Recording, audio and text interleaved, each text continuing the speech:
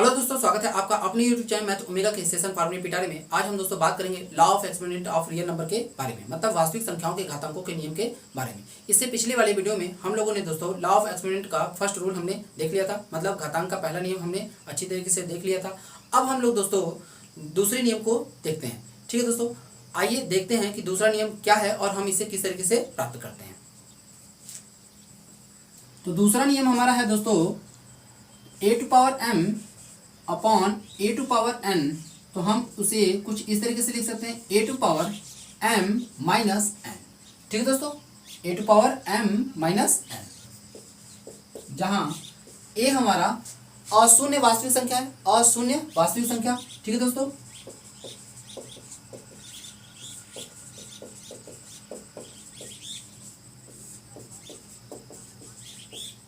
मतलब नॉन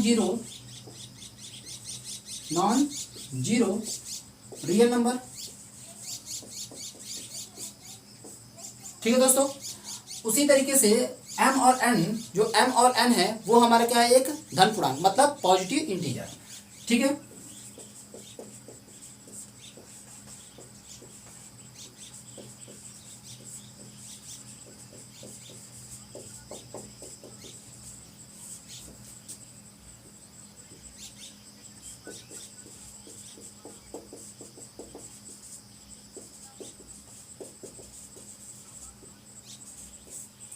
ठीक है दोस्तों, मतलब हमारा ये जो है वो क्या है, अशून्य वास्तविक संख्या, मतलब शून्य को छोड़कर सभी वास्तविक संख्याएं हो सकती हैं। ठीक है, और m और n क्या है, m और n क्या है हमारा, एक धन पूर्णांक, मतलब पॉजिटिव इंटीजर।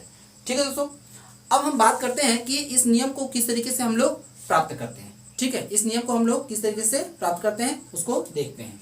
तो इसे हम दोस्तों 3 कंडीशन द्वारा प्रूव कर सकते हैं। ठीक है, और आइए देखते हैं कि वो कंडीशन क्या है। फर्स्ट कंडीशन की बात करें तो m is greater than n, मतलब m जब बड़ा हो n से, m जब बड़ा हो n से। ठीक है दोस्तों, दूसरा कंडीशन है हमारे पास m इक्वल टू n, मतलब m जब बराबर हो n के। और तीसरा और लास्ट कंडीशन है कि m लेस देन n, मतलब m छोटा हो n से, जब m छोटा हो n से। ठीक है दोस्तों, तो पहले हम लोग फर्स्ट कंडीशन को यूज करते हैं और इसे प्रूव करते हैं। ठीक है दोस्तों, फर्स्ट कंडीशन को यूज करके हम लोग प्रूव करते हैं। आइए देखते हैं। तो यदि हम फर्स्ट कंडीशन, मतलब जब m is greater than n, जब m बड़ा हो n से, तब के लिए दोस्तों ध्यान दीजिएगा। तो a to power m upon a to power n, a to power m upon a to power n। तो हम इसे कुछ इस तरीके से लिख सकते हैं दोस्तों, a into a into a into a dot dot dot dot m factor तक, m फैक्टर। ठीक है दोस्तों, मतलब इसको हम a को कितनी बार लिखेंगे, m बार गुणा करके लिखेंगे। ठीक है, क्योंकि a टू पावर m है, a टू पावर m, मतलब a को कितनी बार गुणा करेंगे हम लोग, m बार।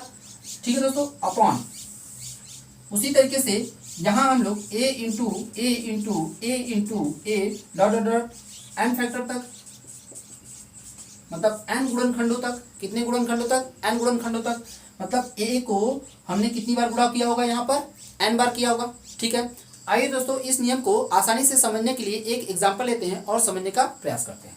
जैसे 3 to power 7 upon 3 to power 3। तो हम इस 3 को कितनी बार लिखेंगे, 7 बार। इस 3 का मल्टीप्लाई करके कितनी बार लिखेंगे दोस्तों, 7 बार। ध्यान दीजिएगा। तो 3 into 3 into 3 into 3 into 3 into 3 into 3, 1 2 3 4 5 6 7। ठीक है दोस्तों, अपॉन उसी तरीके से इस 3 टू पावर कितना है, 3 है, तो हम इसे कितनी बार लिखेंगे, 3 बार। तो 3 इंटू 3 इंटू 3।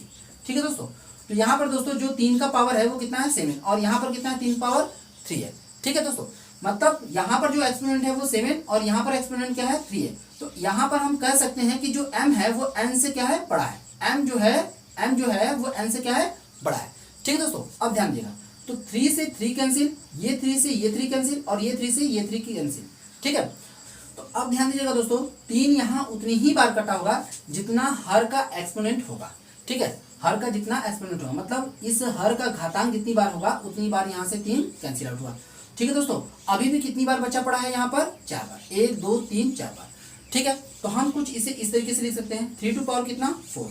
और ये 4 आया कहाँ से, ये 4 अगर हम ध्यान से देखें तो ये 7 में से 3 को घटाकर ही लिखा गया, 7 में से 3 को घटाकर ही लिखा गया। मतलब हम इसे कुछ इस तरीके से भी लिख सकते हैं 3 टू पावर 7 माइनस 3, ठीक है, 3 टू पावर 7 माइनस 3, ठीक है दोस्तों।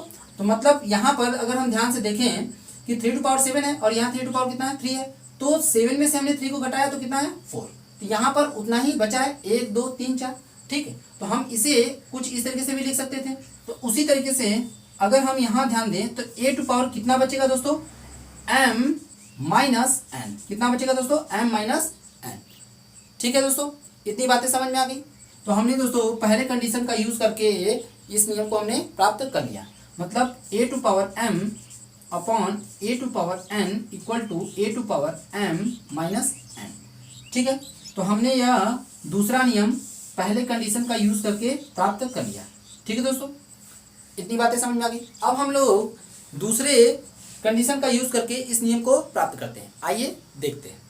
हाँ, तो दूसरा कंडीशन है दोस्तों हमारा कि जब m इक्वल टू कितना हो n, m इक्वल टू कितना हो दोस्तों n हो, तो हम इसका प्रयोग करके हम दूसरे कंडीशन का यूज करके अब हम लोग इस नियम को प्राप्त करते हैं, ठीक है। तो ध्यान दीजिएगा दोस्तों a to power m upon a to power n ना, तो हम लोग क्या करेंगे a to power m upon n की जगह पर कितना मान लेंगे, n की जगह पर m मान सकते हैं या m की जगह पर n भी मान सकते हैं, ठीक है दोस्तों।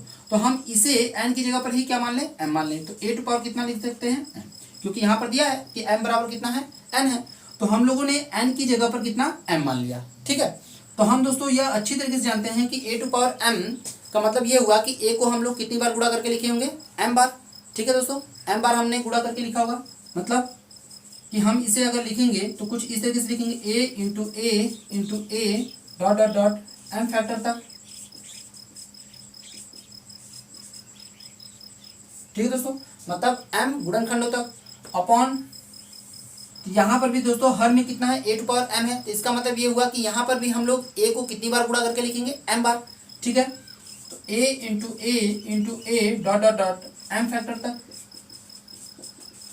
मतलब m गुणनखंडों तक, ठीक है दोस्तों। इतनी बातें समझ में आ गई। तो यहाँ पर दोस्तों अंश में a को कितनी बार गुणा किया गया है m बार, मतलब न्यूमरेटर में a को कितनी बार मल्टीप्लाई किया गया है m बार, उसी तरीके से हर में मतलब डिनोमिनेटर में भी a को कितनी बार मल्टीप्लाई किया गया है m बार, ठीक है।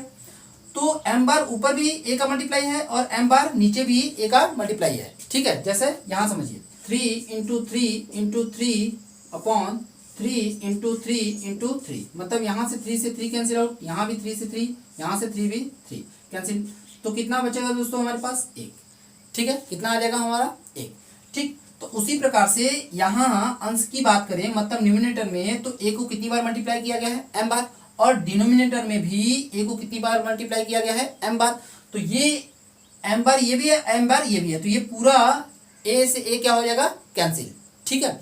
तो इस प्रकार से यहाँ भी हमें कितना प्राप्त हो जाएगा 1, ठीक है दोस्तों, जैसा कि हमने यहाँ समझा, ठीक। अब हम लोग इसी को कुछ इस तरीके से लिख सकते हैं। हम अच्छी तरीके से जानते हैं डेफिनेशन, हम घातांकों का जो परिभाषा है वो अच्छी तरीके से जानते हैं कि अगर 1 आ जाए तो हम इसे a टू पावर 0 भी लिख सकते हैं, इसे a टू पावर 0 भी लिख सकते हैं, ठीक है दोस्तों। तो यह हम अच्छी तरीके से जानते हैं दोस्तों कि 0 हमें तभी प्राप्त होता है जब हम किसी संख्या में से यदि उसी संख्या को घटा देते हैं तो हमें 0 प्राप्त हो जाता है, ठीक है। तो क्या हम इसे कुछ इस तरीके से भी लिख सकते हैं a to power m minus m, ठीक है। तो यहाँ पर हमने m को n भी माना है, m को क्या माना है दोस्तों n भी माना है, तो हम क्या इसे ऐसे भी लिख सकते हैं a to power m minus n, मतलब हमने इस m को क्या मान लिया n मान लिया, ठीक है दोस्तों। तो इस प्रकार से दोस्तों हमने दूसरे कंडीशन का यूज करके हमने इस नियम को प्राप्त कर लिया, ठीक है दोस्तों। मतलब a to power n upon a to power n equal to m minus n,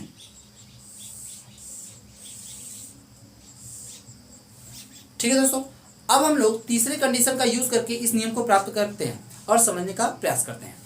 आइए दोस्तों देखते हैं तीसरे कंडीशन को यूज करके हम लोग इस नियम को कैसे प्राप्त करते हैं। ध्यान दीजिएगा। तो तीसरा कंडीशन है कि जब m लेस देन n, मतलब m जो हो वह छोटा हो n से, ठीक है, तब ध्यान दीजिएगा। तो a to power m upon a to power n, तो यहाँ पर हम अंश की बात करेंगे तो a को कितनी बार मल्टीप्लाई करके लिखा जाएगा, a को कितनी बार गुणा करके लिखा जाएगा दोस्तों m बार, ठीक है, तो ध्यान दीजिएगा, तो a into A into A into A dot dot dot m factor तक, ठीक है दोस्तों। उसी तरीके से अपॉन हर में भी a को कितनी बार गुणा करके लिखा जाएगा, हर को कितनी बार, n बार, ठीक है, क्योंकि पावर कितना दिया गया है, n है, तो हम a को कितनी बार गुणा करके लिखेंगे, n बार। तो यहाँ a into A into A into A dot dot dot n, मतलब n फैक्टर तक, ठीक है, n गुणनखंडों तक, ठीक है दोस्तों।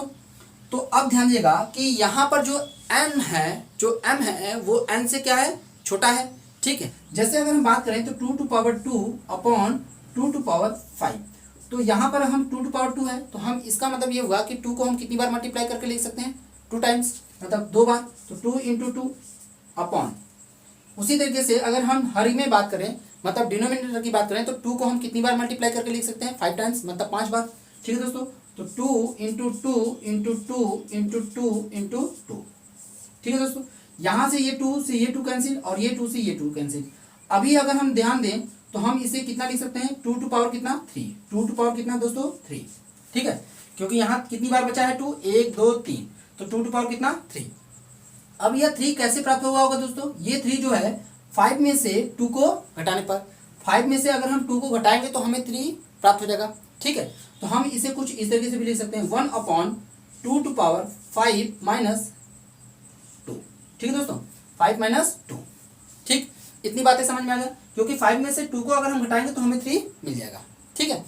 तो हम यह नियम अच्छी तरीके से जानते हैं दोस्तों कि 1 upon a to power m equal to a to power minus m, ठीक है। मतलब हम 1 upon a to power m है, तो हम इसे कुछ इस तरीके से भी लिख सकते हैं, ए टू पावर माइनस m के फॉर्म में, ठीक है दोस्तों। तो उसी तरीके से हम इसको भी लिखेंगे, तो यहाँ पर प्राप्त हो जाएगा हमें 2 टू पावर माइनस 5 माइनस 2, ठीक है दोस्तों, माइनस 5 माइनस 2, ठीक है।